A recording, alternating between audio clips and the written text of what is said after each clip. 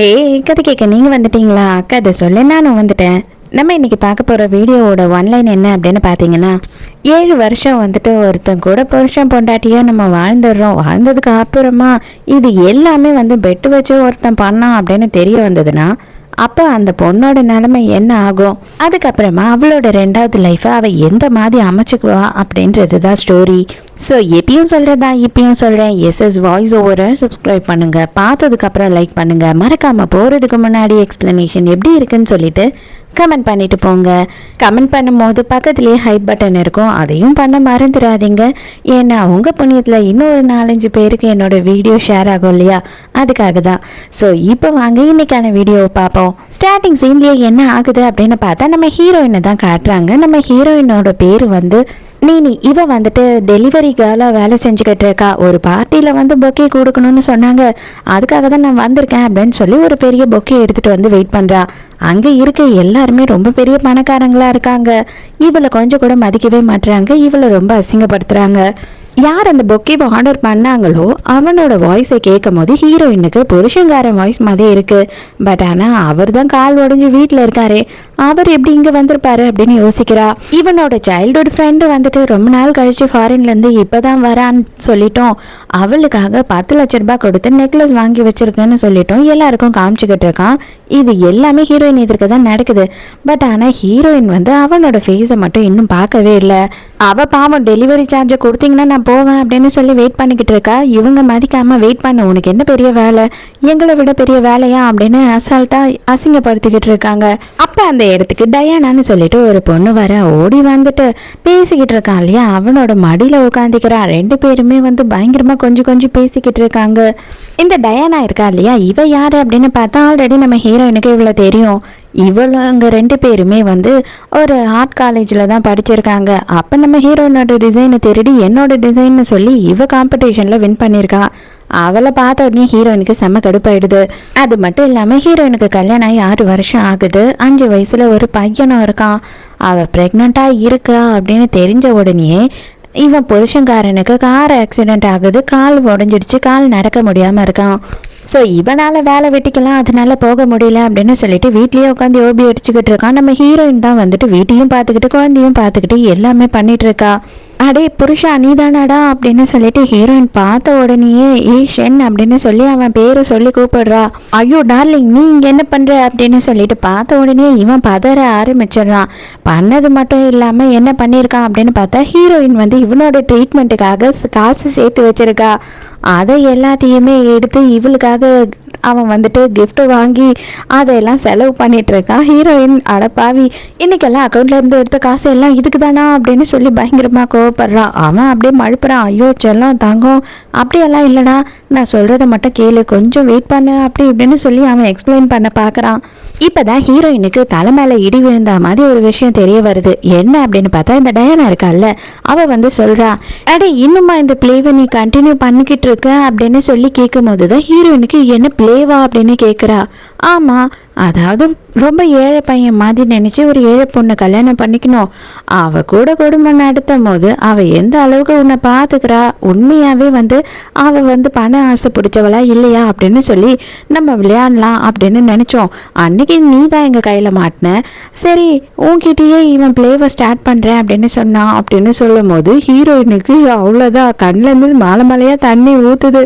அப்போ இது எல்லாமே பிளே தான்ல, லவ்வும் கிடையாது ஒன்றும் கிடையாது, நீயும் நானும் எந்த ஒரு சம்பந்தமும் கிடையாது, உன் காலம் நல்லா தான் இருக்கு, இத்தனை வருஷமா உனக்காகவும் குழந்தைக்காகவும் நம்ம குடும்பத்துக்காகவும் நான் கஷ்டப்பட்ட எல்லாமே வீணா, நீ அவ்வளோ பெரிய பணக்காரனா அப்படின்னு சொல்லி கேட்குறா. அப்போதான் ஹீரோயினுக்கு தெரிய வருது இவன் வந்து ரொம்ப பெரிய பணக்காரன். இவங்களுக்கு பணக்காரங்க அப்படின்றதுனால வேலை செய்ய வேண்டிய அவசியம் இல்லை இல்லையா, ஸோ போர் அடிக்குது, அதனால இந்த மாதிரியான வாழ்க்கையில் விளையாடுற வேலையெல்லாம் பார்த்துக்கிட்டு இருக்காங்க போல. இது பாரு செல்லம், எல்லாம் விளையாட்டாக தான் ஸ்டார்ட் ஆச்சு, ஆனால் அதுக்கப்புறம் அப்படி கிடையாது, நீ வா தயவு செஞ்சு என்கிட்ட கொஞ்சம் தனியாக பேசு, நான் எல்லாத்தையும் உனக்கு எக்ஸ்பிளைன் பண்ணுறேன் அப்படின்னு சொல்லி கூட்டிகிட்டு போகிறான். போக விட்டுடு வேலை என்ன ஷேன், எனக்கு நெஞ்சு வலிக்குது அப்படின்னு சொல்லிட்டு அப்படி நெஞ்சு பிடிச்சி மயங்கி விழுந்துட்டா டயானா. ஐயோ டயானா உனக்கு என்ன ஆச்சு அப்படின்னு வேகமாக அவளை தூக்கிட்டு அங்கேருந்து கிளம்புறான். ஐயோ எங்கேயும் போயிடாதம்மா, நீ இங்கேயே இரு, நான் வந்து உனக்கு எல்லாத்தையும் முழுசாக எக்ஸ்பிளைன் பண்ணுறேன், நீ போயிடாத அப்படின்னு சொல்லிட்டு இவன் கிளம்புறான். நீ வந்துடாத, அப்படியே போய் எங்கன்னா விழுந்து செத்துருங்க 2 பேரும் அப்படின்னு கத்துறா. ஹீரோயினுக்கு 5 வயசுல ஒரு பையன் இருக்கான். அவனுக்கு ஃபோன் பண்ணி வீட்டில் ரெடியா இரு, அம்மா வந்த உடனே நம்ம இங்கேருந்து கிளம்புறோம் அப்படின்னு சொல்லும் போது, அம்மா நான் எங்கே ரெடி ஆகணும், நான் அப்பா கூட வந்துட்டு ஒரு ரெசார்ட்டில் இருக்கேன், நாங்கள்லாம் செம்மையாக என்ஜாய் பண்ணிகிட்ருக்கோம், தயவு செஞ்சு நீ வந்து என்னை டிஸ்டர்ப் பண்ணிடாத அப்படின்னு சொல்கிறான். ஹீரோயினுக்கு அதை கேட்ட உடனே செம்ம ஷாக்கு. அதுக்கப்புறம் பார்த்தா தான் ஹீரோயினுக்கே தெரிய வருது பையனுமே அதே ரெசார்ட்டில் தான் இருக்கான். பார்த்த உடனேயே வந்து எதுக்காகடா ஸ்விம்மிங் பூல் ஆண்டு விளையாடிக்கிட்டு இருக்க அப்படின்னும் போது, ஐயோ எனக்கு உன்னை பிடிக்காததுக்கு காரணமே இதுதான், ஏன் இதை செய்கிற ஏன் அதை செய்கிற அப்படின்னு சொல்லி டார்ச்சர்மா, நீ அப்பா கூட வந்தால் தான் ஜாலியாக இங்கே சந்தோஷமாக ரொம்ப சூப்பரான ஃபுட்டெல்லாம் சாப்பிட்டுக்கிட்டு என்ஜாய் பண்ண முடியும். உன் கூட இருக்கும் போது நீ செய்கிற சாப்பாடு எனக்கு பிடிக்கல, உன் ட்ரெஸ்ஸு பிடிக்கல, உன் மேலே வர வேர்வை நாத்தம் கூட எனக்கு பிடிக்கல அப்படின்னு சொல்லி கத்துறான். ஹீரோயினுக்கு இதெல்லாம் கேட்டு செம்ம கடுப்பாயிடுது. பேசிக்கிட்டே இருந்தவன் அப்படியே கோவப்பட்டு ஸ்விம்மிங் பூல் ஆண்ட விழ போறானா. ஹீரோயின் என்ன பண்றேன்னா அவனை பிடிச்சி இழுத்துடுறா. ஆனா இவ போய் அங்க விழுந்துடுறா தண்ணியில.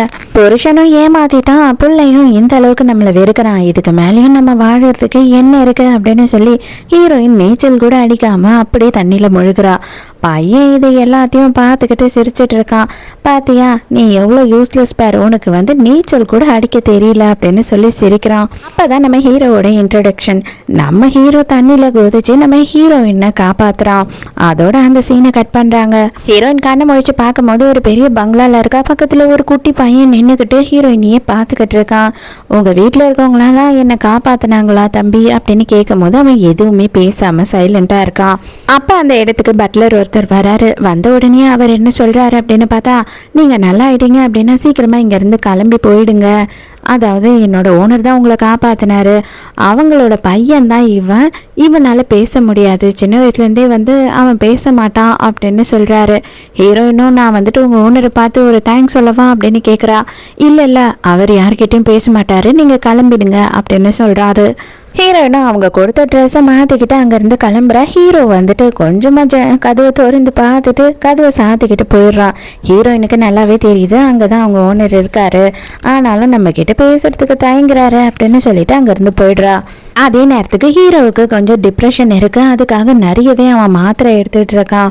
அப்போ வந்துட்டு என்ன சொல்றான் அப்படின்னு பார்த்தா, நான் வந்து இன்னைக்கு 3 வாட்டிக்கு மேலே மாத்திரை எடுத்துட்டேன், என்னால் வந்து என்னை கண்ட்ரோல் பண்ணவே முடியல அப்படின்னு டாக்டர் கிட்ட பேசுகிறான்.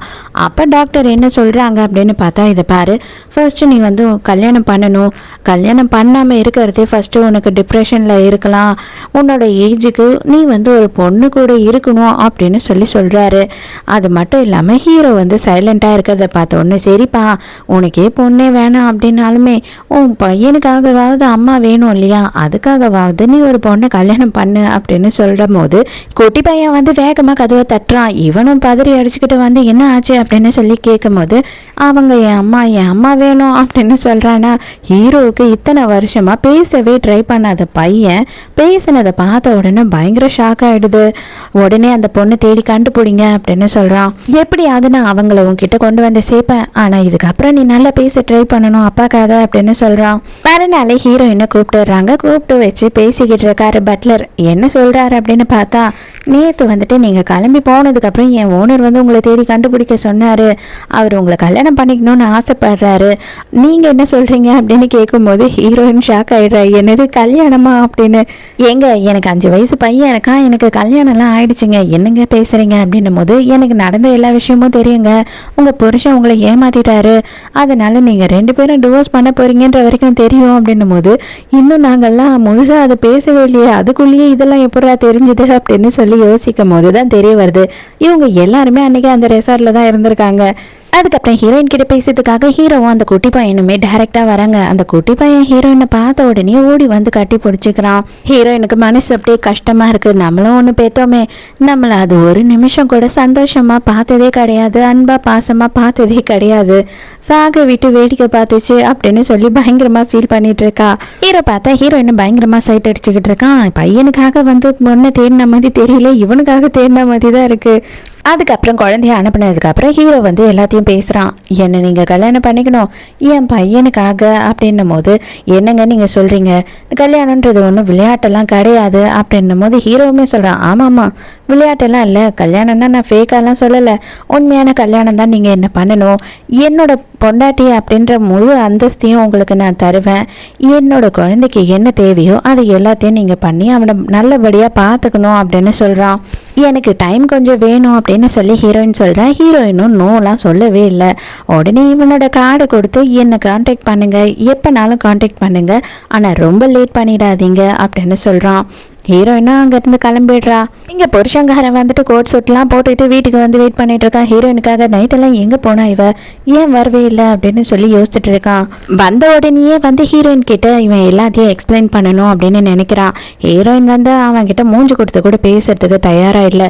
இருந்தாலுமே அவன் என்ன சொல்கிறான் அப்படின்னா, உண்மையாகவே எல்லாமே ஸ்டார்டிங்கில் பெட் வச்சு ஜாலியாக விளையாட்டுக்கு தான் நாங்கள் எல்லாரும் சேர்ந்து பண்ணோம், ஆனால் போக போக எனக்கு உண்மையாகவே உன் மேலே பயங்கர லவ் வந்துடுச்சு அப்படின்னு சொல்கிறான். லவ் வந்ததுக்கு தான் வந்து நீ சும்மாவே உட்காந்து கேம் விளையாடிக்கிட்டு என்னை இவ்வளோ கஷ்டப்படுத்தினியா அப்படின்னு சொல்லும் போது, ஆமாம் ஆமாம் அதுவுமே ஒரு பிளே தான், நீ வந்து எந்த அளவுக்கு காசு மேலே ஆசைப்படுற அப்படி இப்படின்னு சொல்லிட்டு நாங்கள் எல்லாரும் செக் பண்ணோம், ஆனால் நீ பாஸ் பண்ணிட்ட, அதனால உன்னை என் பொண்டாட்டியாக நான் ஏற்றுக்க போகிறேன், என் மொத்த சொத்துக்கும் நீ தானே அதிபதி, அதுக்கப்புறம் நீ ஏன் கவலைப்படுற, இதுக்கு மேலே வந்து நீ பெரிய பணக்கார வீட்டு பொண்ணு, நீ இதுக்கு சந்தோஷம்தான் படணும் அப்படின்னு சொல்கிறான். இதெல்லாம் செட்டே ஆகாது, நம்ம டிவோர்ஸ் பண்ணிக்கலாம் அப்படின்னு சொல்லி ஹீரோயின் சொல்கிறா. உடனே இவனுக்கு செம்ம கடுப்பாயிடுது. இவன் வந்துட்டு டென்ஷன் ஆகிட்டு ஹீரோயினை அசிங்கப்படுத்த ஆரம்பிக்கிறான். ஏய் நீ யாரு, உனக்கு என்ன தகுதி இருக்குது, நீ வந்து ஒரு லோ கிளாஸ் பொண்ணு, என்ன மாதிரி ஒரு ஹை கிளாஸ் பையனை கல்யாணம் பண்ணிக்கிட்டு என் கூட வந்து குடும்பம் நடத்த போகிறதுக்கு உனக்கு எங்கே வலிக்குது அப்படி இப்படின்னு சொல்லி ஹீரோயினை நக்கலாக பேசுகிறான். ஹீரோயினுக்கு செம்ம கடுப்பாகுது. அதெல்லாம் ஒத்துக்க முடியாது, போடா சரிதான் அப்படின்னு சொல்லி திட்டி விட்டுறா. இதுக்கு மேலே நானா வந்து கெச்ச மாட்டேன்டி, நீயா என்னை தேடி வருவ அப்படின்னு சொல்லிட்டு பையனை கூப்பிட்டுக்கிட்டு அவன் அங்கேருந்து கிளம்பி போயிடுறான். ஹீரோயினுக்கு செம்ம கடுப்பு. இதுக்கு மேலே நம்ம ஏன் இங்கே இருக்கணும் அப்படின்னு சொல்லிட்டு ஹீரோயினும் பொட்டி எடுத்துக்கிட்டு அவங்க பாட்டியை பார்க்கறதுக்கு கிளம்பிடுறா. பார்த்தா வெளியில் போனால் பொட்டி எடுத்துகிட்டு வரதை பார்த்த உடனே பாட்டி செம்ம டென்ஷனு. அவங்க இவளை பார்க்கலான்னு வந்திருக்காங்க போல. ஐயோயோ என்னமாச்சு அப்படின்னு அவங்க பதற ஆரம்பிச்சிடுறாங்க. வா பாட்டி இங்கே உட்காந்து பேசலாம் அப்படின்னு சொல்லி ஒரு ஹோட்டலுக்கு கூட்டிகிட்டு போகிறா. அங்கே போய் ஆர்டர் பண்ணதுக்கப்புறம் ஹீரோயின் கிட்ட பார்த்தா ஒரு 5 ரூபாய் கம்மியாக இருக்குது, என்ன பண்ணுறது அப்படின்னு சொல்லி யோசித்துக்கிட்டே வந்து 5 ரூபாய் கம்மியாக இருக்குது, நான் அடுத்த வாட்டி வரும்போது தரேன் அப்படின்னு சொல்கிறா. ஐயோ நீ ஏமா அடுத்த வாட்டி வரும்போது தரணும், கவலையே படாத, கொஞ்சம் மட்டும் எனக்கு அட்ஜஸ்ட் பண்ணிக்கோ, இன்னும் உனக்கு எவ்வளோ வேணுமோ சாப்பாடு தரேன் அப்படின்னு சொல்கிறான். அப்போ அப்படியே வந்து தள்ளுமுள்ளாய் பாட்டியை பிடிச்சி தள்ளி விட்டுறான். பாட்டிக்கு மண்டையில் அடிபட்டு ரத்தம் வர வருது. ஐயோ போலீஸ் கேஸ் ஆகிட போகுது அப்படின்னு சொல்லிட்டு இவன் என்ன பண்ணுறான்னா, வெளில போங்கன்னு 2 பேரையும் தரன்னு இழுத்துக்கிட்டு போய் வெளியில் தள்ளி விட்டுறான் கொட்டுற மழையில். ஆப்போசிட் சைடில் காரில் நின்றுக்கிட்டு புருஷங்காரன் இதை எல்லாத்தையும் பார்த்துக்கிட்டு தான் இருக்கான். இப்போ கூட நீ எனக்கு ஃபோன் பண்ணுவேன்னு தெரியும் டி, நீ ஃபோன் பண்ணு அப்படின்னு சொல்லி வெயிட் பண்ணிட்டு இருக்கான். ஆனால் ஹீரோயின் நான் ஏன்டா உனக்கு பண்ணுறேன் அப்படின்னு சொல்லிட்டு ஹீரோவுக்கு கால் பண்ணுறா. என் பாட்டியை எனக்கு காப்பாற்றி தாங்க அப்படின்னு கேட்குறா. அடுத்து எண்ணி கொஞ்சம் நேரத்துலேயே பார்த்தா ஆம்புலன்ஸ் வந்துடுது. ஹீரோவுமே காரை எடுத்துக்கிட்டு வந்துடுறான். எதுக்கு இவங்கெல்லாம் வந்திருக்காங்க, யார் இவங்கெல்லாம் அப்படின்னு சொல்லி புருஷங்காரன் பேனு பார்த்துக்கிட்டு இருக்கான். எனக்கு இருக்கிறது என் பாட்டி மட்டும்தான், அவங்களுக்கு எப்படியாவது காப்பாற்றி கொடுத்துருங்க அப்படின்னும் போது, நான் டாக்டர்ஸ்க்கெல்லாம் பேசிட்டேன், நீ கவலையே படாத, ஃபர்ஸ்ட் காரில் ஏறு நம்ம கிளம்பலாம் அப்படின்னு சொல்லி கூட்டிகிட்டு போகிறான். உடனே டயானாக்கு கால் பண்ணி, நீ சொன்ன எல்லாமே உண்மைதான், அவள் யாரோ ஒருத்தனை வச்சிட்டு இருக்கான், அதில் தான் இவ்வளோ திமிரு பிடிச்சி ஆளலாம், அது மட்டும் இல்லாமல் ரோல்ஸ் ராயல்ஸ் காரில் வந்து அவளை கூட்டிக்கிட்டு போகிறான், அவன் பெரிய பணக்காரனாக இருப்பான் போல் அப்படி இப்படின்னு சொல்லிட்டு செம்ம டென்ஷனாக பேசும்போது இங்கே டயானாக்கு பயங்கர சந்தோஷம். நான் தான் உங்களுக்கு சொன்னேன் இல்லையா, அவளும் வந்துட்டு மோசமானவ தான், காசுக்காக தான் ஆசைப்படுறா, இவ்வளோ நாள் உங்கள் கூட இருந்தப்போ கூட அவள் உண்மையாலாம் இல்லை, நீங்கள் தான் அவளை நம்பிட்டீங்க அப்படி இப்படின்னு பேசுகிறா. அந்த காரை ஃபாலோ பண்ணிக்கிட்டு போகிறாங்க. பட் ஆனால் காரை விட்டுடுறாங்க. அந்த காரோட நம்பர் வந்து பயங்கர யூனிக்கான நம்பர் அப்படின்னு உடனே கண்டுபிடிச்சிடுறாங்க. ஐயோ அது பெரிய ஃபூ ஃபேமிலியோட நம்பர் ஆச்சு, அப்போ அந்த காரில் இருக்கிறது ஃபூவா அப்படின்னு சொல்லி அவன் டிரைவர்கிட்ட பேசுகிறான். அப்படி தான் எனக்கும் தோணுது சார் அப்படின்னு சொல்கிறான் டிரைவரு. பாட்டிக்கு சின்ன அடி தான் அப்படின்றதுனால ஒன்றும் பெருசாக பிரச்சனை இல்லை அப்படின்னு டாக்டர் சொல்லிட்டாங்க. ஸோ நம்ம வீட்டுக்கே கூட்டிகிட்டு போயிடலாம் அப்படின்னு சொல்லி ஹீரோ சொல்கிறான். என்னது நம்ம வீட்டுக்கா அப்படின்னு சொல்லி ஹீரோயின் யோசிக்கிறான். ஆமாம் பாட்டிக்கு சரியாகிற வரைக்கும் நீங்கள் எங்கள் வீட்லேயே இருங்க அப்படின்னு சொல்கிறான். ஹீரோயினும் சரி அதுவும் நல்லது தான் அப்படின்னு ஒத்துக்கிறா. வீட்டுக்கும் பாட்டியை கூட்டிகிட்டு வந்து அவங்களுக்கு நல்லபடியான அரேஞ்ச்மெண்ட்ஸ் எல்லாம் பண்ணி கொடுத்துட்றான் ஹீரோ. இவ தங்குற ரூம்க்கு போய் பார்த்தா அங்கே வந்து ஒரு கார்டும் ஒரு லெட்டரும் இருக்குது. என்னோட ஃபேமிலிக்கு வந்ததுக்கு வெல்கம் அப்படின்னு சொல்லி எழுதியிருக்கு. அந்த கார்டில் காசு இருக்குது, இதில் உனக்கு என்ன வேணுமோ வாங்கிக்கோ அப்படின்னு போட்டிருக்கு.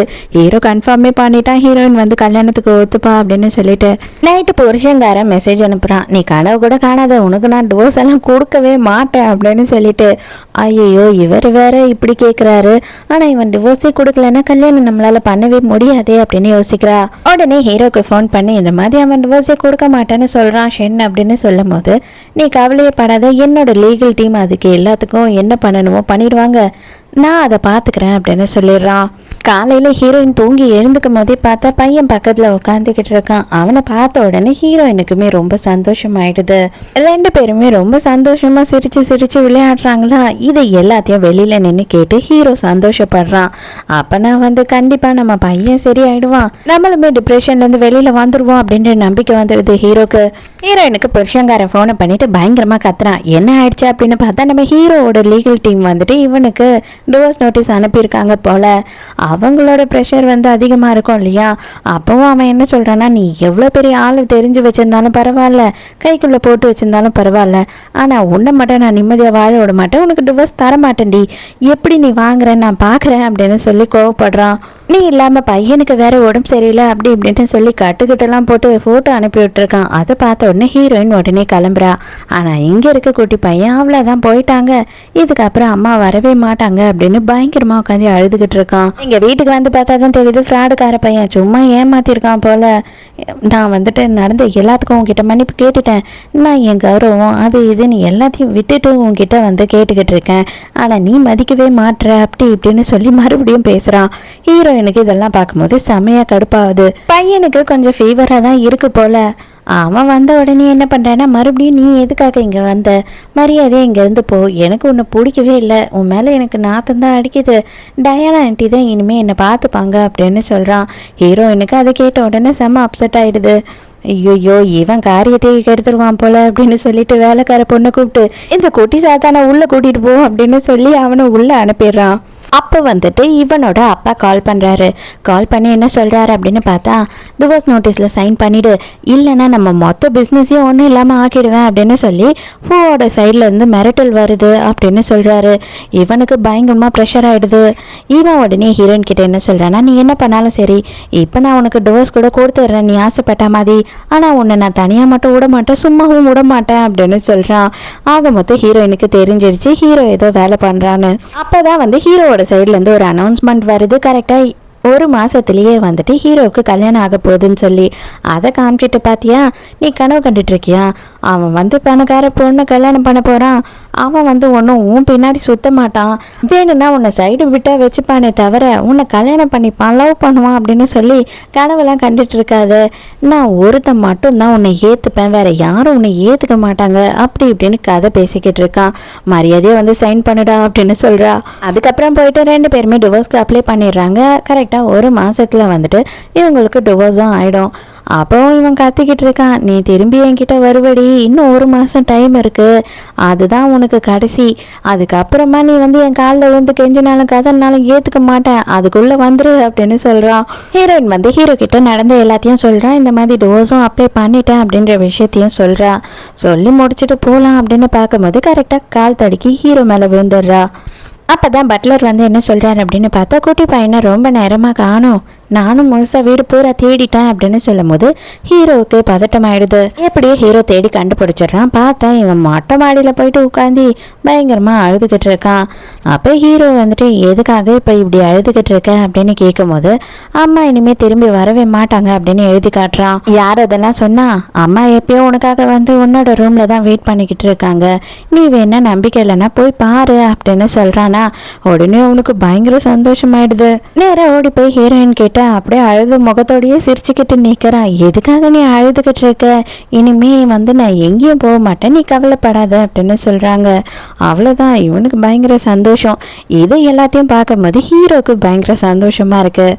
அப்போ தான் ஹீரோ வந்துட்டு ஹீரோயினை கூப்பிட்டு பேசுகிறான். என்ன சொல்கிறான் அப்படின்னு பார்த்தா, நம்ம ஹீரோயின் வந்து டிசைனிங்லாம் பண்ணுவா இல்லையா, ஆர்ட் ஒர்க்கெல்லாம், நான் வந்து உன்னோட ப்ரொஃபைலை பார்த்து தெரிஞ்சுக்கிட்டேன், நீ இவரை காண்டாக்ட் பண்ணு அப்படின்னு சொல்லி ஒருத்தரோட கார்டை கொடுக்குறான். பார்த்தா நம்ம ஹீரோயின் வந்து யாரை மானசீக குருவாக நினச்சிக்கிட்டு இருக்காளோ அவரோட கார்டை தான் கொடுக்குறான். அதை பார்த்த உடனே ஹீரோயினுக்கு பயங்கர ஆச்சரியமாயிடுது. இவர்கிட்ட நான் வந்து போய் வேலை செய்ய முடியுமா அப்படின்னு கேட்குறா. கண்டிப்பாக நான் வந்து எல்லாமே அவர்கிட்ட பேசிட்டேன் அப்படின்னு ஹீரோ சொல்கிறான். மறுநாள் காலையில் ஹீரோயின் குக் பண்ணிக்கிட்டு இருக்கும் போதே புருஷங்காரன் கால் பண்ணுறான். என்னமோ அவனுக்கு ஜுரம் சரியாகலை, சிக்கன் சூப் செஞ்சு எடுத்துகிட்டு வா அப்படின்னு சொல்கிறான். அங்கே உனக்கு வேலைக்காரி இல்லையா, இல்லை உனக்கு கை இல்லையா, செஞ்சு கொடு அப்படின்னு சொல்கிறா ஹீரோயின். இவளுக்கு ரொம்ப திமிராயிடுச்சு, அகம்பாகத்தில் ஆடுறா அப்படி இப்படின்னு சொல்லி ஹீரோயினை பற்றி பயங்கரமாக திட்டிக்கிட்டு இருக்கான் புருஷங்காரன் உட்காந்துக்கிட்டு. பையன் என்ன சொல்கிறான் அப்படின்னா, அப்பா அந்த பொம்பளை வந்துட்டு கேவலமான இன்க்ரீடியன்ஸ் எல்லாம் போட்டு செய்வா, லோக்கல் ப்ராடக்ட் எல்லாம் வாங்கி சமைப்பா, அதனால ஆன்ட்டிக்கு ஃபோன் பண்ணி சொல்லுப்பா, டயானா ஆன்ட்டி எனக்கு செஞ்சுட்டு வரட்டும் அப்படின்னு சொல்கிறான். அடிச்சா உன்னை வச்சுக்கிட்டு என்னால் ஒன்றுமே பண்ண முடியாது போல், எல்லாத்துக்கும் காரணம் நீ தாண்டா அப்படின்னு பிடிச்சி ஒரு தள்ளுறான். அப்படி ஹீரோவோட வீட்டில் காட்டுறாங்க. ஹீரோ ஆஃபீஸ்க்கு கிளம்பும் போது ஹீரோயின் என்ன பண்ணுறா அப்படின்னு பார்த்தா, அவளே ஆசையாக குக் பண்ணி ஹீரோக்கு எடுத்துகிட்டு வந்து கொடுக்குறா. இதையே நீங்கள் சாப்பிடணும் எடுத்துகிட்டு போய் அப்படின்னு. ஹீரோக்கு இதெல்லாம் பயங்கர ஆச்சரியமாக இருக்குது. ஹீரோயினோட பையங்காரன் இப்போ தான் பெரிய ஸ்கூலில் சேர்றான். இது வரைக்கும் ஹீரோயின் கூட இருந்ததுனால கவர்மெண்ட் ஸ்கூலில் தான் இருந்தான். அங்கே வந்து பார்க்கும் போது தான் தெரியுது நம்ம ஹீரோவோட பையனும் இங்கே தான் படிக்கிறான். அங்கே நம்ம ஹீரோயின் தான் அவனை ட்ராப் பண்ணுறதுக்காக வந்திருக்கா. இதை எல்லாத்தையும் பார்க்குறான். இவன் பார்த்த உடனே இவனுக்கு ஆமாம் இது ஆயா வேலை பார்த்துக்கிட்டு இருக்கு போல், நமக்கு இவ்வளோ நாள் ஆயா வேலை பார்த்தது இப்போ அந்த பையனுக்கு பார்க்குதா அப்படின்னு சொல்லி அவங்க அம்மாவையே அவன் வந்து ரொம்ப மோசமாக நினைக்கிறான். ஹீரோவும் ஹீரோயினும் அப்படியே கொஞ்சம் கொஞ்சமாக நெருக்கமாயிட்டே போகிறாங்க. அதாவது எந்த நேரமும் வீடியோ கால் பண்ணுறாங்க. ஹீரோ வந்து பிஸ்னஸ் ட்ரிப் போனாலுமே வந்து வீடியோ காலில் பேசிக்கிட்டு இருக்கான். ஸோ இவங்களுக்குள்ள என்ன பிடிக்கும் பிடிக்காது அப்படின்ற எல்லாத்தையுமே வந்து தெரிஞ்சுக்கிறாங்க. ஹீரோயின் வந்து ஒரு ஆர்டிஸ்ட்டை வந்து பார்க்க போகிறா அப்படின்னு சொன்னேன் இல்லையா, அவருக்கு கொடுக்கறதுக்கு முக்கியமான ஒரு பெயிண்டிங்கை ரெடி பண்ணிக்கிட்டு இருக்கா. சடனாக பார்த்தா ஹீரோ வந்து அவனோட ட்ரிப்லேருந்து பாதிலேயே வந்துடுறான் பொக்கேவோட. என்ன ஆச்சு, ஏன் வந்துட்டு நீங்கள் ட்ரிப்லேருந்து உடனே வந்துட்டீங்க அப்படின்னு கேட்கும் போது, நான் காலையிலேருந்து ஃபோன் பண்ணேன், நீ ஃபோனையே எடுக்கல அப்படின்னு சொல்கிறான். ஐயோ சாரி, நான் ஜஸ்ட்டு வந்து பெயிண்ட் பண்ணிட்டு இருந்தேன், ஃபோனை பார்க்காம விட்டுட்டேன் அப்படின்னும் போது ஹீரோக்கு ஒரு பயந்தான், எங்கே விட்டுட்டு ஓடிட்டாலும் புருஷன் கூட நினச்சிட்டான் போல. அப்படியே ரெண்டு பேருமே வந்துட்டு கொஞ்சம் நெருக்கமாக பேசிக்கிட்டு இருக்காங்க. அந்த டைமுக்கு ஹீரோ என்ன சொல்கிறேன் அப்படின்னா, இன்னும் 9 மணி நேரத்தில் நான் மறுபடியும் ரிட்டர்ன் போய் ஆகணும், அதனால நான் உடனே கிளம்புறேன் அப்படின்னு சொல்கிறான். இருந்தாலும் எனக்கு இங்கேருந்து போகவே பிடிக்கல, வேறு வழியே இல்லை, நான் போய் தான் ஆகணும் அப்படின்னு சொல்கிறான். ஆசையாக ஹீரோயினோட கையை பிடிச்சி பேசிக்கிட்டு இருக்கான். ஹீரோயினுக்கு ஐயோ ரொம்ப ஃபாஸ்ட்டாக இருக்குமோ அப்படின்னு தோணுது. மறுநாள் காலையில் மறுபடியும் ஸ்கூலில் காட்டுறாங்க. பையனை விடுறதுக்காக ஹீரோயின் வரா. அதே நேரத்துக்கு வந்துட்டு புருஷங்காரனும் அந்த இடத்துக்கு வந்திருக்கான். பையன் போய் சொல்லியிருப்பான் போல் அம்மா வரா அப்படின்னு சொல்லிட்டு உடனே இவனும் கிளம்பி வந்துட்டான். கூடயே டயானாவும் வந்துட்டா. அங்கே வந்து ஃபோவோட வீட்டில் இவ ஆயா வேலை பார்த்துக்கிட்டு இருக்கா போல் அப்படின்னும் போது தான், ஆமாம் கரெக்டு, இந்த பையனை பார்த்துக்கிறதுக்கு தான் இவ இருக்கா போல், மற்றபடி வேறு எதுவும் இருக்காது அப்படின்னு இவங்க சந்தோஷப்படுறாங்க. ஹீரோயின் கிட்ட போயே பேசுகிறாங்க. அப்போ டயானா என்ன சொல்கிறேன்னா, ஆமாம் இவனுக்கு பொண்டாட்டியாக இரு, கௌரவத்தெல்லாம் விட்டுட்டு அப்படின்னு சொன்னால் எல்லாத்தையும் இப்போ மான மரியாதை எல்லாத்தையும் விட்டுட்டு ஆயா வேலை பார்த்துக்கிட்டு இருக்க, இவ்வளோ பெரிய பணக்காரனுக்கு பொண்டாட்டியாக இருந்திருக்கலாம்ல அப்படின்னு சொல்லி நக்கல் பேசுகிறா. இந்த மாதிரி கேடுகட்டவனுக்கு வந்து பொண்டாட்டியாக இருக்கிறதுக்கு பதில் நான் ஆயா வேலையை பார்த்துட்டு போயிடுறேன், நீ கவலைப்படாத அப்படின்னு சொல்லி மூக்க உடைச்சிடுறா. லஞ்ச் டைமில் பார்த்தா நம்ம ஹீரோயினுக்கு ஃபோன் வருது. அதாவது ஹீரோவோட பையனை வந்து ஹீரோயினோட பையன் அடிச்சிட்டு இருக்கான். எதுக்குடா இந்த வேலை பண்ண அப்படின்னு சொல்லி கேட்கும் போது, ஆமாம் எனக்கு சிக்கன் சூப் வந்து செஞ்சு கொடு அப்படின்னா நீ கொடுக்கறதுக்கு வரல, அவனுக்கு மட்டும் ஆயம்மா வேலை பார்த்துக்கிட்டு இருக்கியா அப்படின்னு சொல்லி டீச்சர் எதிர்க்கையே ரொம்ப ஓவராக பேசுகிறான். மரியாதையாக மன்னிப்பு கேளுடா அப்படின்னு சொல்லும் போது மன்னிப்பு கேட்க மாட்டேன் அப்படின்னு சொல்கிறான். நீ மட்டும் இப்போ மன்னிப்பு கேட்கல, உன் காதை பிச்சு கையில் கொடுத்துருவோம் பார்த்துக்க அப்படின்னு ஒரு மிரட்டுறா. உடனே அவனும் சாரி அப்படின்னு சொல்லிடுறான். 2 பேருக்குமே பார்த்தா கையில் கீரல் இருக்கு. உடனே வா மருந்து போடலாம் அப்படின்னு சொல்லிட்டு ஹீரோயின் ஹீரோவோட பையனை கூட்டிட்டு அங்கேருந்து போயிடுறா. அப்பவும் இந்த வருஷம் மனசுக்குள்ள என்ன நினைக்குதுன்னா, பரவாயில்ல போ, எனக்கு டயானா ஆண்டி வந்து மருந்து போட்டு விடுவாங்க அப்படின்னு நினைக்குது.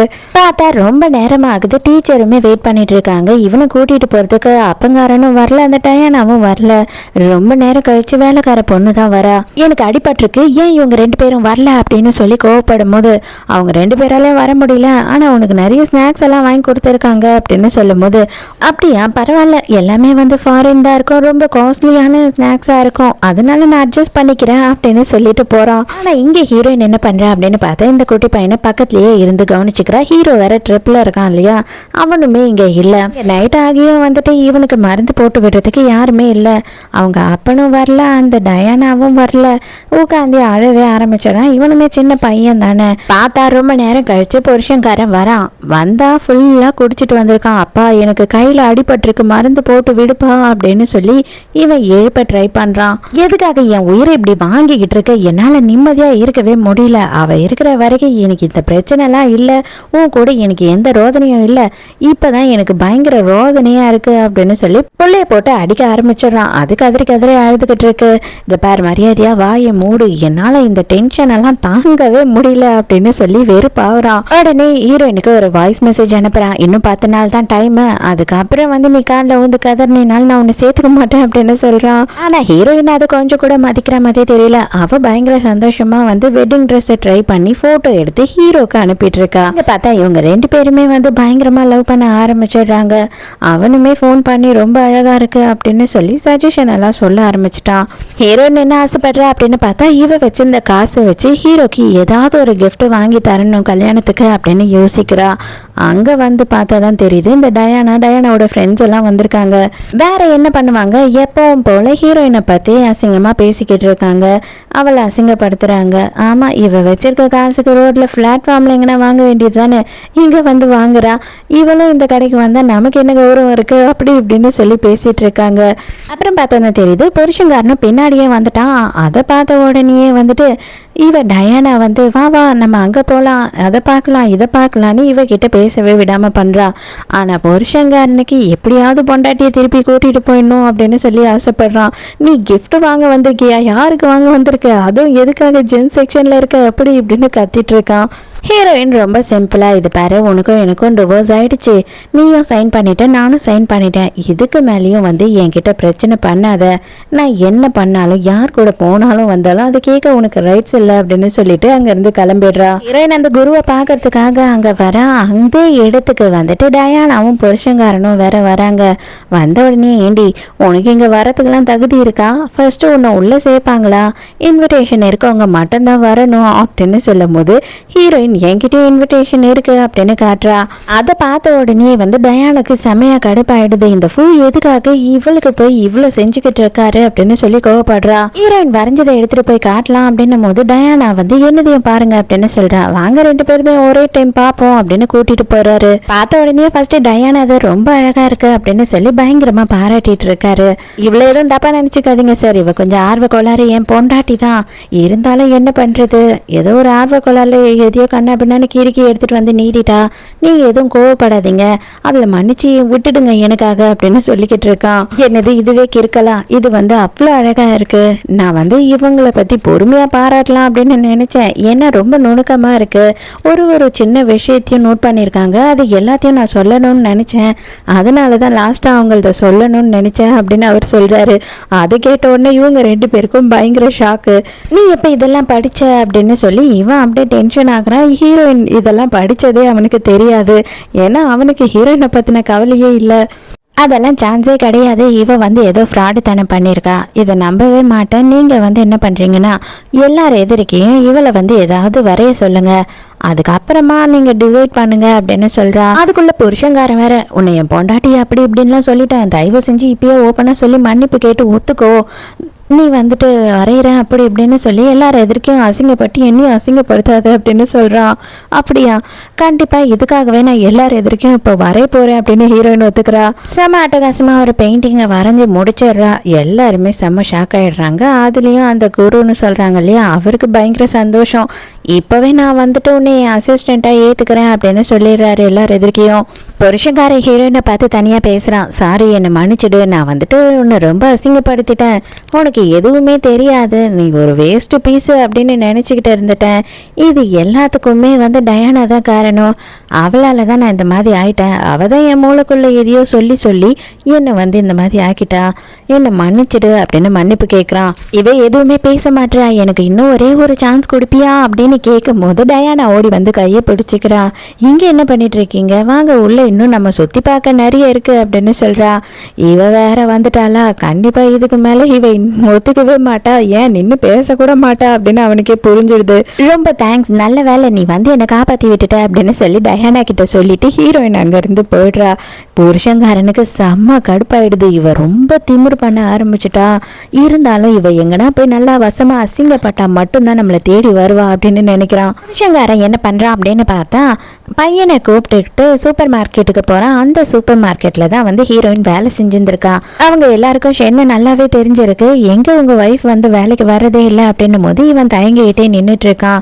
ஐயோ, அந்த பொண்ணு மாதிரி வேலை செய்ய ஆளே கிடையாதுங்க, அந்த பொண்ணு ஒருத்தர் இல்லாததுனால நாங்கள் 4 பேர் எக்ஸ்ட்ரா வேலைக்கு எடுத்திருக்கோம்.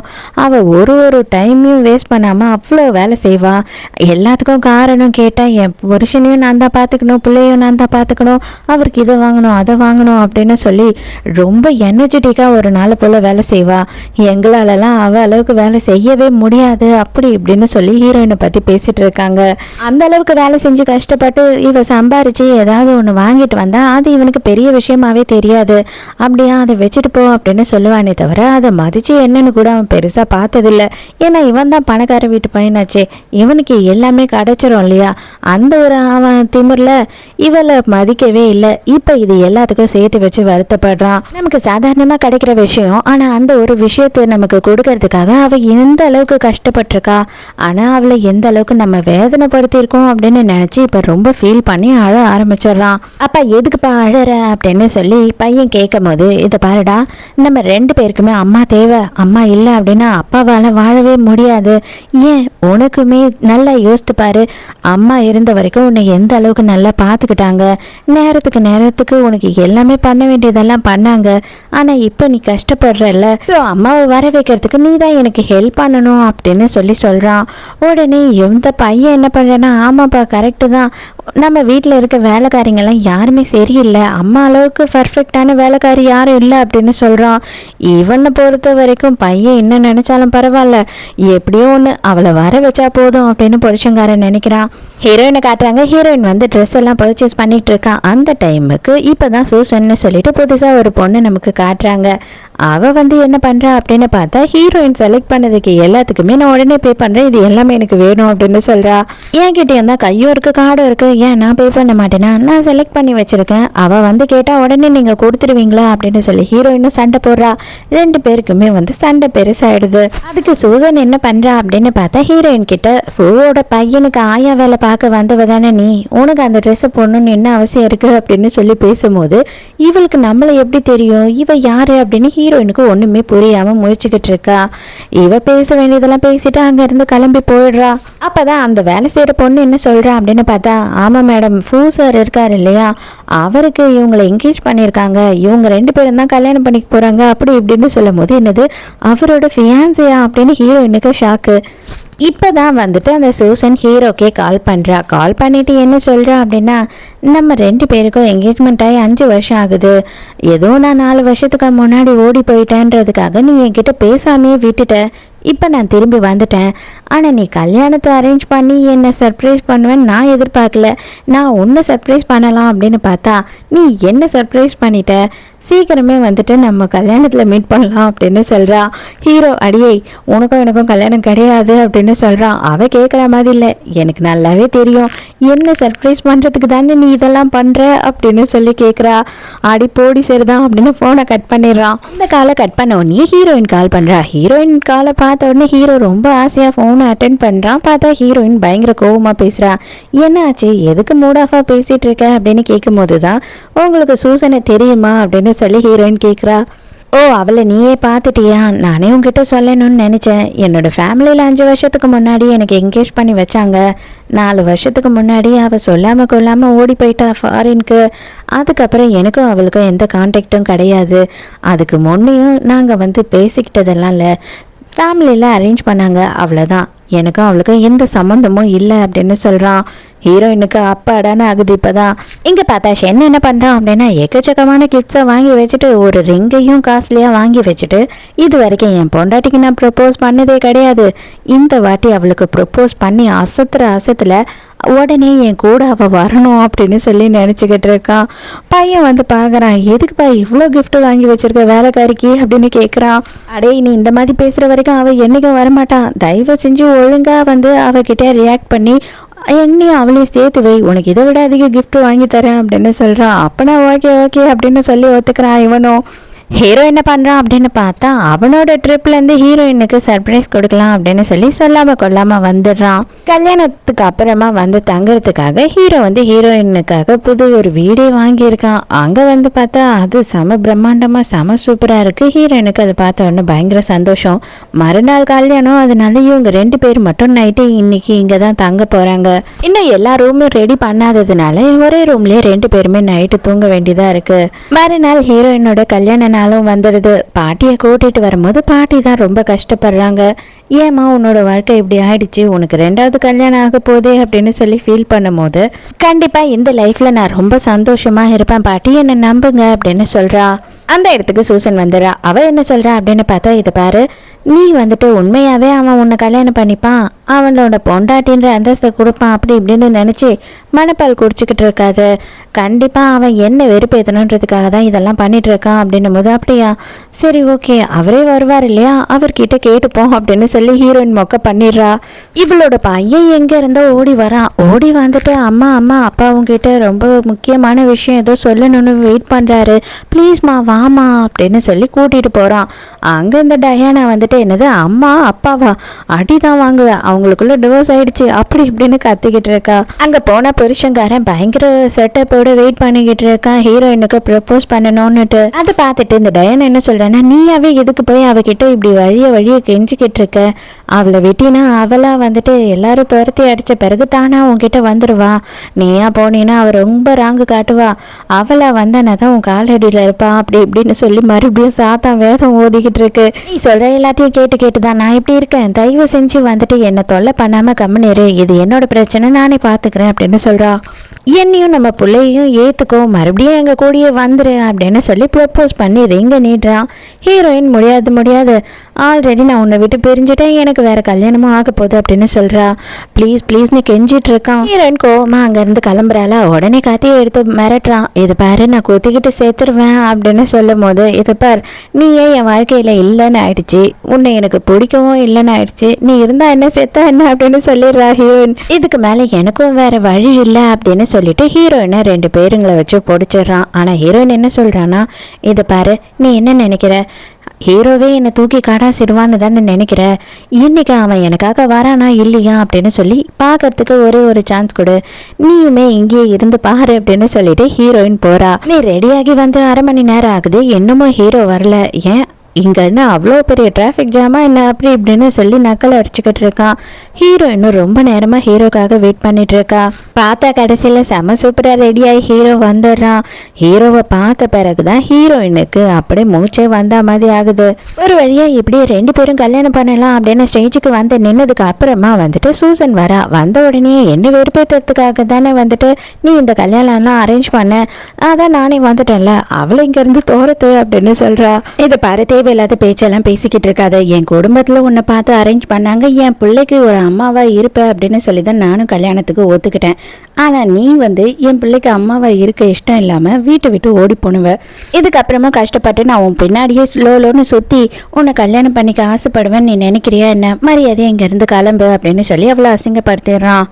எனக்கு இவளை மட்டும்தான் பிடிச்சிருக்கு, நான் இவளை மட்டும்தான் லவ் பண்ணுறேன், இது எல்லாமே இவளுக்காக தான் நான் பண்ணிட்டு இருக்கேன். ஸோ இந்த கல்யாணம் நடக்கிறத யார் நினைச்சாலுமே நிறுத்த முடியாது அப்படின்னு சொல்லிடுறான்.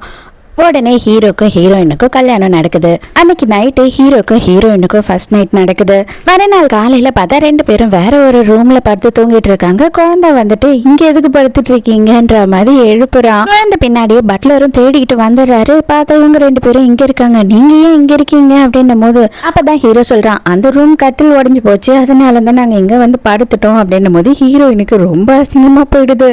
உடனே அவர் அப்படியா சரி சரி ஓகே ஓகே அப்படின்னுட்டு அவரே அசிங்கப்பட்டுட்டு வேகமா அங்க இருந்து போயிடுறாரு.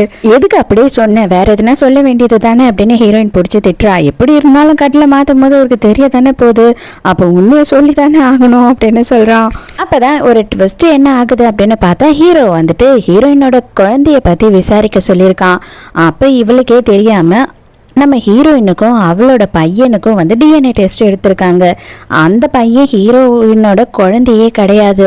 அது மட்டும் இல்லாமல் இவளோட புருஷங்காரன் இருக்கான் இல்லையா, அவனோட பிளட் டெஸ்ட்டுமே மேட்ச் ஆகல, அவனோட குழந்தையும் கிடையாது. அந்த குழந்தை யாருன்னே புரியல இவங்களுக்கு. ஹீரோ நானும் உன் கூட வரேன் அப்படின்னு சொல்கிறான். இல்லை நானே போயிட்டு அவன் கிட்ட பேசி என்ன விஷயம்னு கேட்டுட்டு வரேன் அப்படின்னு கோவமா ஹீரோயின் கிளம்புறா. மரியாதையா உண்மையை சொல்லு அப்படின்னு சொல்லிட்டு எடுத்துட்டு போய் அந்த டிஎன்ஏ டெஸ்ட்டை கடாசுறா. இவனுக்கு எப்படி உனக்கு தெரிஞ்சது அப்படின்ற மாதிரி திருன்னு முடிச்சிட்டு இருக்கான். நீ மட்டும் இப்போ உண்மையை சொல்லலை, கண்டிப்பா நான் போலீஸை கூப்பிடுவேன் அப்படின்னு சொல்றா. நாங்க பண்ண பிளேல இதுவுமே ஒண்ணுதான். ஆக்சுவலா என்ன அப்படின்னு பார்த்தா, நீ ரொம்ப லோ கிளாஸ்ல இருந்து வந்த பொண்ணு, ஏன் குழந்தைவும் வயதுல வளர்றதுக்கு எங்களுக்கு கொஞ்சமும் இஷ்டம் இல்லை. அதனால நாங்க என்ன பண்ணோம் அப்படின்னா, உனக்கு ஒரு நாள் நீ குடிக்கிற ட்ரிங்க்ல நாங்க ட்ரக்கை கலந்துட்டோம். அதனால நீ ரொம்ப அன்கான்ஷியஸ் ஆயிட்ட. உன்னை கொண்டு போயிட்டு வேற ஒரு ரூம்ல நாங்க படுக்க வச்சுட்டோம். அதுக்கப்புறம் அந்த ஹோட்டல் செக்யூரிட்டிக்கு தான் காசு கொடுத்து அந்த ரூம்க்கு அனுப்பணும் அப்படின்னு சொல்றான். அது கேட்ட உடனே ஹீரோயினுக்கு பயங்கர ஷாக்கு. ஆனாலும் என்னன்னா, அந்த குழந்தைய எனக்கு வளர்க்கறதுக்கு இஷ்டம் கிடையாது, என் கூட அந்த குழந்தைய வச்சுக்க இஷ்டம் கிடையாது. அந்த குழந்தைய அந்த செக்யூரிட்டியே வர வச்சு 10 மாசம் கழிச்சு அவன் கையிலேயே கொடுத்து அனுப்பிட்டோம், கொஞ்சம் காசையும் கொடுத்துட்டோம் அப்படின்னு சொல்றான். அப்ப இந்த குழந்தை யாருடா அப்படின்னும் போது இந்த குழந்தை யாருன்னே தெரியாது. இந்த குழந்தைய நாங்க ஒரு சென்டர்ல இருந்து அடாப்ட் பண்ணி தான் கொண்டு வந்து நம்மளோட குழந்தை மாதிரி வளர்த்தேன் அப்படின்னு சொல்றான். இதெல்லாம் கேட்டு ஹீரோயினுக்கு எந்த அளவுக்கு கஷ்டமா இருக்கும். உண்மையா நீ எல்லாம் மனுஷனே கிடையாது, இதுக்கப்புறம் என்ன லவ் பண்றேன் அது இதுன்னு சொல்லிக்கிட்டு என் பின்னாடி வந்த அப்படின்னா உன்னை என்ன பண்ணுவேன்னே தெரியாது அப்படின்னு சொல்லி இவனை போட்டு அடின்னு அடிச்சுட்டு கோவமா அங்கிருந்து ஹீரோயின் கிளம்பி போயிடுறா. இப்ப ஹீரோயினுக்கு அவளோட உண்மையான குழந்தை எங்கன்னே தெரியல. இவ்வளவுதான், இதுக்கப்புறம் நம்மளோட லைஃபே சூன்யம் ஆயிடுச்சுன்னு சொல்லி உட்காந்து கதறி அழுது கட்டுறான் ஷென்னு. வீட்டுக்கு போனா என்ன ஆச்சு அப்படின்னு சொல்லிட்டு ஹீரோ கேட்கலாம் அப்படின்னு சொல்லி யோசிக்கிறான். ஆனா ஹீரோயினுக்கு ஹீரோ கிட்ட பேசவே பிடிக்கல. அவன் என்ன சொல்றான் அப்படின்னா, உன்னோட குடும்பத்துக்கு நான் நல்ல மருமகளாகவும் இருக்க முடியாது, உனக்கும் உன் பையனுக்கும் நான் ஒரு பொண்டாட்டியாவோ இல்லை நல்ல அம்மாவாவோ இருக்க முடியாது, எனக்கு ரொம்ப கேவலமா இருக்கு அப்படின்னு சொல்றா. அப்பதான் ஹீரோ என்ன சொல்றான் அப்படின்னு பார்த்தா, நீ கவலைப்படாத, இதுல என்ன நடந்திருந்தாலுமே அதுவும் தப்பு கிடையாது, அதுக்கு எல்லாத்துக்கும் காரணம் உன்னோட எக்ஸ் தான், அவன் மட்டும் இல்லை அப்படின்னா உன்னோட வாழ்க்கை இன்னமும் கொஞ்சம் நல்லாவே இருந்திருக்கும் அப்படின்னு சொல்றான். ஆனா ஹீரோ என்ன பண்றான் அப்படின்னு பார்த்தா, மொத்தத்தையும் இன்வெஸ்டிகேட் பண்ணி வச்சிருந்திருக்கான். அந்த செக்யூரிட்டி யாரோ அவரை வர வைக்கிறான். அப்ப அந்த ஆளு என்ன பண்றாரு அப்படின்னு பார்த்தா, அவரு சொல்றாரு, நான் அன்னைக்கு வேற வழியே இல்லை, என்னோட குழந்தைக்கு உடம்பு சரியில்லை, அவங்க நிறைய காசு கொடுக்குறாங்கன்னு சொல்லிட்டு தான் இந்த மோசமான ஒரு விஷயத்த பண்ணலான்னு இருந்தேன். பட் ஆனா எனக்கு மனசு கேட்கவே இல்லை, நான் திரும்பி போயிட்டேன். ஆனா அன்னைக்கு அந்த ரூம்க்கு வேற ஒருத்தர் வந்தாரு, அவர் கூட தான் நீங்க இருந்திருக்கீங்க, அந்த குழந்தைய நான் கொண்டு இந்த வீட்டில தான் போட்டுட்டு போயிட்டேன் அப்படின்னு சொல்றான். அதாவது ஹீரோ வீட்டில் இருக்கான் இல்லையா, அந்த குழந்தை வேற யாரும் இல்லை, நம்ம ஹீரோயினோட குழந்தை தான். இங்க அதே நேரத்துக்கு ஷென்னோட வீட்டில் காட்டுறாங்க. ஷென்னோட வீட்டில் குட்டி பையன் இருக்கான் இல்லையா, அந்த பையனுக்கு எல்லா விஷயமும் தெரிய வருது. இவன் யாருக்குமே இங்கே பிறக்கல, இவன் ஏதோ ஒரு அனாதை குழந்தைன்னு சொல்லிட்டு பாவம் அது தெரிஞ்ச உடனே இவன் என்னதான் வாழா இருந்தாலும் உட்காந்து அழுகிறத பார்க்கும்போது கஷ்டமாக தான் இருக்குது. மறுபடியும் ஷென் வந்து ஃபுல்லாக குடிச்சிட்டு வரான். உண்மையாகவே வந்து நான் உங்களுக்கு பிறக்கலையாப்பா, நான் அவங்க பையனே இல்லையா அப்படி இப்படின்னு சொல்லி இந்த குட்டி பையனும் அவன் கையை பிடிச்சி ஓன்னு அழுதுகிட்டு இருக்கான். இவனுக்கு எதுவும் பண்ணுறதுக்கு துப்பு இல்லை, இவன் நல்லபடியான வாழ்க்கையும் வாழலை. அந்த குழந்தை மேலே கோவத்தை காட்டுறான். ஆமாண்டா நீ எங்களுக்கு பிறக்கல, நீ அவர் அனாதை அப்படின்னு சொல்லி அந்த குழந்தைய பிடிச்சி தள்ளி விட்டுறான். இவங்கெல்லாம் பண்ண தப்பால வந்துட்டு எத்தனை பேரோட வாழ்க்கை நாசமாக போச்சு.